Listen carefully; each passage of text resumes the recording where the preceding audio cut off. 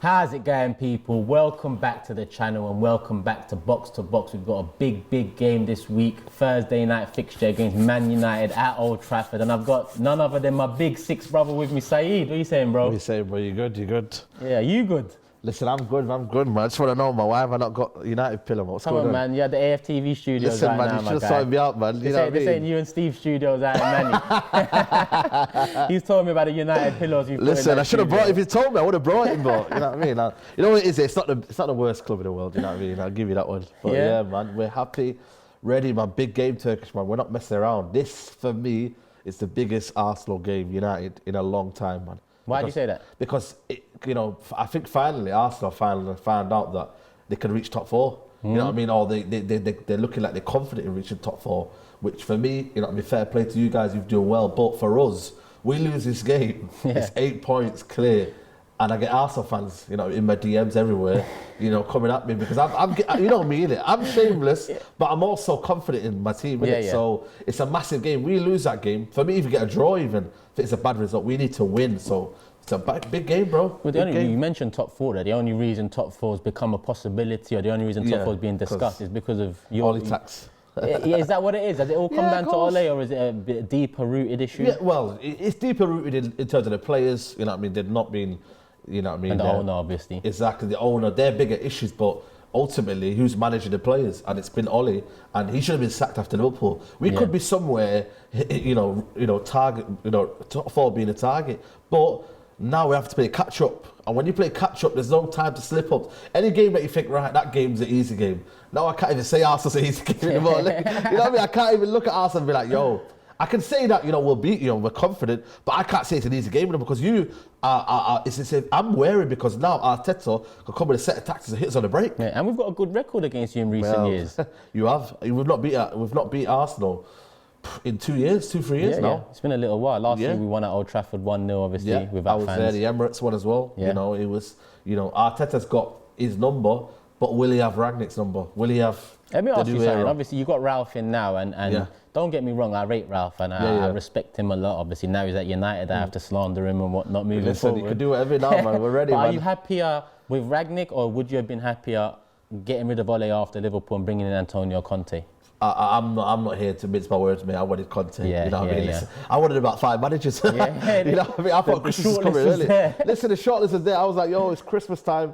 Give me all these managers. And I wasn't giving You mentioned Rangnick as well, though, in the past. Hold on, 100%. You have mentioned him. I've mentioned him as an interim role, but not as a Conte. You know what I mean? Tottenham have just come out and said, we want him. But we've kind of played sentiment and kept Oli, thinking that he would change it around, but it hasn't happened. And we're paying the price now because now, we should have sacked him after Liverpool, should have sacked him after Man City, didn't do that. And then we waited until Watford drummed us in, and then to kind of say, United. Enough is enough. Yeah, because in the day they thought money. Maybe the stock shares went down, and maybe they said, you know what, we're top four. That's what it comes down to with our owners. Exactly, and they want top four. They want 100 million, whatever you get for top four, and then they're happy with that. But for our clubs, we need top four right now because I think we're two fallen giants, and we're two clubs that we were competing for the big honours. My early childhood, you know what I mean, it was Arsenal United only. Same, yeah. And for me, it's sad reality that we're behind people like Chelsea. These guys were born in 2004. I couldn't care less. I'll say it on camera. Well, Man City. Yeah, it's not Man City, but irrelevant club. These guys, were going home at half time. Near me. I live around the corner from here. They're going home at half time. How are we having these clubs ahead of us? So you're saying you saw Steve going home at 44 minutes? Listen, I seen him back. Back then he had hair. Big up Big Steve. Yeah, big up Big Steve, man. So, we can't have this. And obviously, Liverpool, we were ahead of them as well. They were walking out at half time, under the other ownership. So our owners have let this happen. The bigger picture is our owners have let this happen, but we're slowly, you need to get into that top four. It's almost like you kind of like, you need to, it's a safe haven, isn't it? You have to get there to attract the big names. And our club now, we can attract big names, but only because of our kind of a wage structure. It's a mess. But we should be able to get the big managers in. They're not coming in. Zidane said no. And Ralph Rangnick said, you know what, I'll come in because I care for your football club and I want to restructure the football club. So, first game, Arsenal, will he change a lot? No. But if you have him in the training ground, best believe them players will be like, yo, get that working, mate, or especially you're out. all them video clips of, you know, Ralph's philosophy and the way he sees football. The Man United players must be looking at that like, okay. And when you look at Ralph's stats at RB Leipzig, the last season he managed, I think 2018-19, and you compare the stats to the Man United team now in terms of interceptions, final third, and pressing and pressure and all that. Man United are 17th to 20th in most areas in that field, but his Leipzig side 2 years ago was pretty much top in all you know, similar fields. So Man United players definitely have to take a look at themselves. But since Ole's been sacked, you've beaten Villarreal 2-0. An iffy game, the first half, you should have gone in behind. You didn't, but clean sheet, a win away. And then Chelsea, you nicked the point at the bridge, top of the league. Nicked a point. We humbled Chelsea, you know what I mean? They get Sancho on the score sheet. Sancho, you get me, Kennington, we rised up now, you know what I mean? No more 007 anymore. I've had enough of them kind of things that are happening. But we rose up, and it was, for me, it's been positive, man. I've been happy on the Carrick because he's laid the foundations in it. We're not leaking goals anymore. We're not, and for me, that's a very, very key thing. A lot in football, you know, we want fancy football, but Ollie was leaking in goals as well as playing badly. And that was a problem. Carrick's done that. He's made us stable and fair play, you know what I mean? And right now, I think it'll go past the point of, you feel sorry for United in a minute. It's now going to the next step. And we need to go into Arsenal thinking that we need to perform. And it's a massive, massive thing. We need to go in there and get a 3 point. If we don't, oh my God, mate, it could be meltdowns. If you look at the table now, we're 5 points ahead of you. You're in 8th place, a position we've kept warm for a couple of seasons. You're in 8th place now, we're 5th. Yeah, Triple Eight Sports, isn't it? You know what I mean? Like, well, listen, don't talk too soon, Kyle. You're keeping that. I just put that, and you said it, so I was like, you know what? I remember you mentioned that Triple Eight Sport at the beginning. Listen, I'd love nothing better than you lot to end 8th at the end of this season. Listen, you know what? That would be madness, you know. I'll score Fogger, man. Just please, please don't clip me, man. I'm just being a little dig there. But listen, you mentioned Arsenal and people talking about top 4, and let's talk about Arteta, because Arteta's been under a lot of pressure on the big 6. You know, it seems like a divide. You'll have you and Matisse and Tobes very much adamant that Arsenal should be in a better place and the standards should be up. But then you have Grizz and Steve who say, listen, Arsenal are coming from a bad place. We're not coming from the Invincibles. We're coming from the dirt. With a manager that's inexperienced and it's about giving time. Now he's had a bit of time. Now he's got pretty much the squad he's brought in, contract renewals and signings. What do you make of Arteta and Arsenal at the moment? You know what? I've always been 50-50. Whether that's me being flip-flop, I don't know. But I've always been 50-50 in that Arsenal should be doing better. But also, Arteta, once he got his players, you know, I think the philosophy, because I always knew Arteta, there's some sort of philosophy there. It's not just kind of like our manager wanting away. It was a lot of freestyle. There is some philosophy there in the way he wants to play out from the back. You know, he's got his own style, but you know, at the same time, you can't be finishing 8th twice in a row. You know what I mean? It's for me, it's not acceptable for a football club the size of Arsenal. And I look at Arteta now. For me, you can only really judge him now, because if he goes this season and he gets 7th or 8th, for me that's sackable. I think he should be sacked.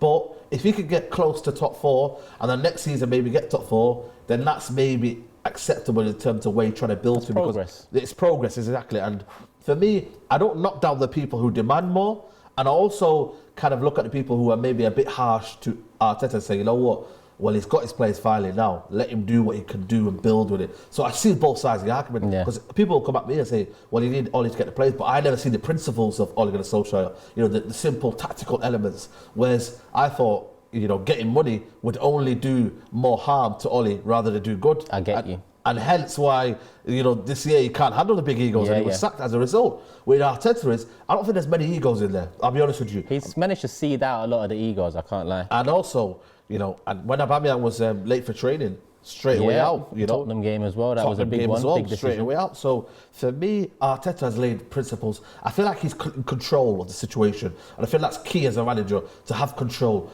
You know, he picks what he wants to pick. He doesn't have any favourites. Maybe he might have a few that you might say, oh, Saka instead of Pepe. You know, that happens in football. But he's got an element, and for me, you've got to give him to the end of the season. Find out what he's about. And for me, if he finishes 7th or 8th, and even lower than that, for me, he should be sacked. But if he finishes between 6th and 4th, then for me, it would be a very, very, very good season compared to what we were thinking about this season. And also, you've got to judge it on as well. If as well the tail off at the end of the season is very, very bad, then you would then look at it and think, bloody hell, what's going on here? That's a bit alarming, isn't it? So I think Arteta's doing a good job, but also I respect people who say, you know what, mate, we're better than Arteta. You know, our football club demands a lot more than Arteta. So I see both sides of the argument, I really do. Yeah, and I think I've been on both sides of the fence in regards to Arteta, because I know, similar to you, there's deeper problems. Yeah, absolutely. You know, all right, there is a couple of times I think Arteta should have got the sack. Yeah. But then I also said at that time, if he does, these owners are not going to bring in a manager that I will truly believe in, and that at the time was a Conte, for example. But as we sit here now, we're in decent form. Obviously, you look at that Liverpool 4-0 and Anfield, and a bit of the same old there, but we bounced back against Newcastle. Clean sheet was key, because Arsenal in the past, once that defence gets handled in the way it got handled against Liverpool, we tend to crumble. But against Newcastle, we was back to being solid. They tested us early, and it looks like a lot of the signings he made in the summer, a lot of the signings that we were surprised by, I guess, Ramsdale. Solid keeper so far this season. Ben White, he's growing into the role. Solid. Tomiyasu, solid. Tavares, keeping Tierney out the squad at the moment. Of course. Lokonga looks like a good young talent. So we've got, you know, it looks like we've got the older guys. You're building a future, you're building a kind of elements of it. It's just not big names. It's, you know, it's the kind of the raw talents plus the mix of experience, and it's kind of... Let me ask you something. If we had 2 big names in the summer, or 1 big name January and 1 big name in the summer, do you think we're close to achieving that top 4? I think you probably need more, because of the fact that the rest of them have got more, plus the manager. You know, you guys have got what you got. I still think you need a striker. I think Aubameyang's days are numbered, I'll be honest with you. I think he's a world-class finisher, but he's turning on to 33 next year, something like that. You know, I think you need, for me, another midfielder in there alongside Partey. And I also think you need a kind of another winger, almost like a Rafinha, you know, kind of a type where, I know people say Pepe, but someone that's will guarantee you is a creative winger. Do you know what I mean? Like, you need that person. We've got Rashford, Sancho, you know, you need that kind of almost creative winger. I think you've got number 10 sorted out in Smith Rowe and Odegaard, but maybe a kind of them 3 positions. More of a goal threat from the wing as well. Absolutely, goal threat from the wing. So, you know, you need that, and you need like a goal scoring winger now in this modern era. You need a goal scoring winger. So, for me, I think them 3 positions, and, you know, with a bit of luck, everyone needs a bit of luck, you know what I mean? And with that luck, you will get there. But again, the manager is also important, because you've got to compete now with, let's not say, you know, you got Klopp, Guardiola, Tuchel. You know, it depends on even Gerrard. That thing. All these guys are up and coming. They've got money as well. You know, they're billionaire owners. Villas, and if Everton sack Benitez, which could happen because they're on a downward spiral, they might go get the new up and coming manager and be like, oh, I might go there. Because they're ambitious as well. Exactly. It hasn't worked out for them yet, but they are ambitious. West Ham, you never know what will happen with them if they get a bit of money. So it's dog eat dog now, you know, and that is for me scary, because now it's like, you know, if you just fall behind, it's like no one's feeling sorry for you. So it's scary times, man. Definitely scary times, bro. Listen, this game, what's the key battle for you? Where's this game won and lost? I think for me, it's the defence. I'll be honest with you. Whoever is more resolute will win the game. I think, you know, attack is attack, because everyone's got their key attack, but defensively, you guys shipped 4 goals at Liverpool. You know, we're getting there in terms of the defence, but, you know, Maguire will be back. And it's like, listen, I repped him for too long. I'll take it. Exactly, you'll take him. And I think that for me is a massive one, because he's caused a lot of goals to happen. It's not been resolute. I don't know if Shaw will be back. Tellez is fairly new.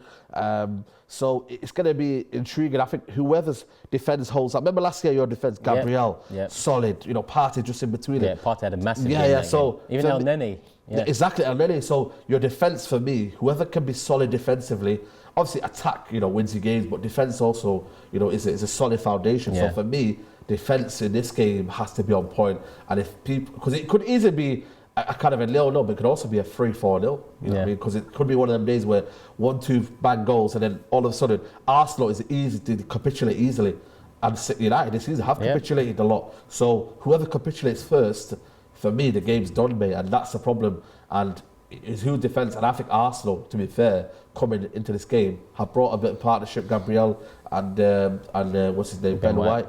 So they've brought a partnership, but then it's like kind of like, well, the signs were there, Liverpool 4-5-0, and we've got strikers that can hurt you, Rashford, Sancho. So for me, I think defence is a key battle for me. Does Ronaldo start? I think he will. I think he was a bit of a trial and error against Chelsea. I think it worked off, but it could have not. because he brought him on. Big decision, isn't it? Big decision. I think Michael Carrick's not known for that. He's known for being a very, very calm player. But he said in the words when he was asked in the press conference, what will you change? And he goes, my personality. So personality would be maybe bold and brave. So he said it, and it worked out for him just about. But he can't afford to do it in this game because up front at Old Trafford, you're there to keep the ball, and Ronaldo can get away with just kind of maybe lingering, you know what I mean, and then be the impact, especially in the air, because I don't know if you guys are good in the air.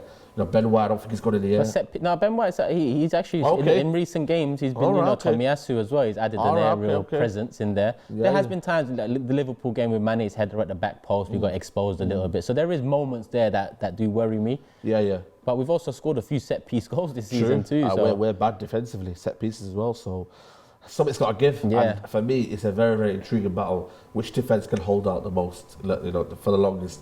And if they do that, I think it could be a very, very good game. I'm looking forward to it, man. I think it'll be Thursday, 8:15 kickoff under the floodlights.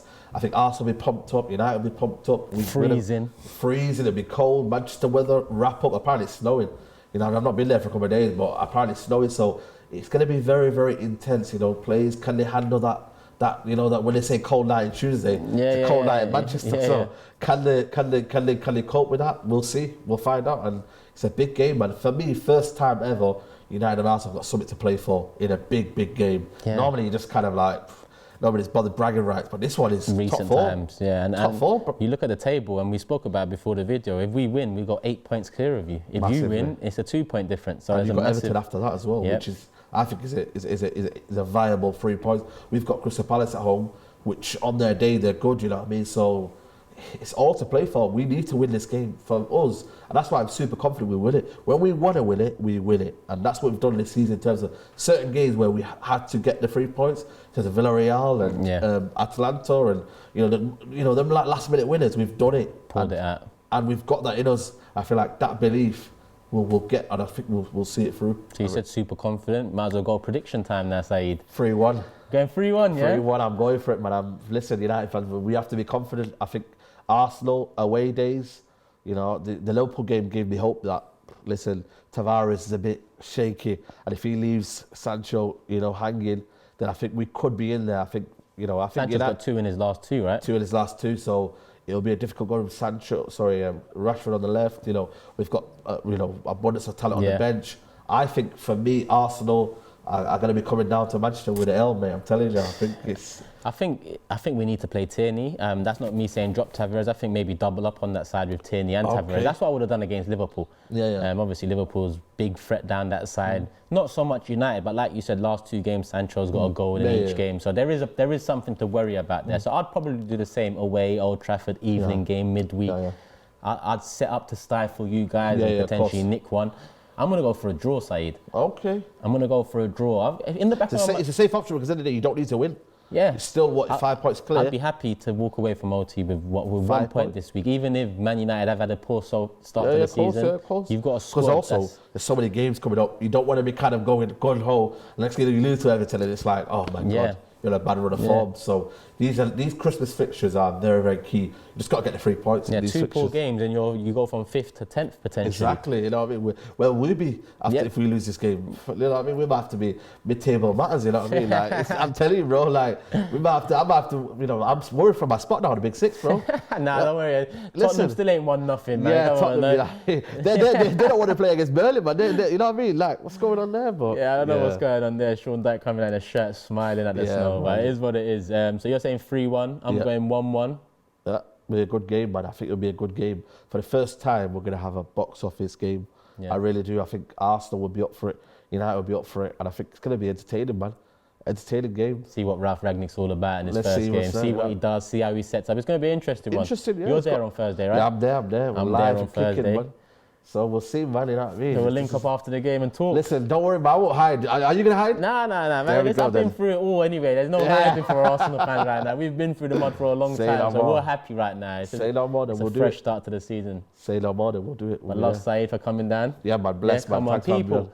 We're going to do a combined 11 as well on Saeed's channel. I'm going to put the link in the description below, so make sure you guys check that, subscribe, support. Like I said, combined 11 coming out. Maybe before this video, maybe just after. Depends when this one drops, but make sure you subscribe to Saeed. And as always, love for the love people.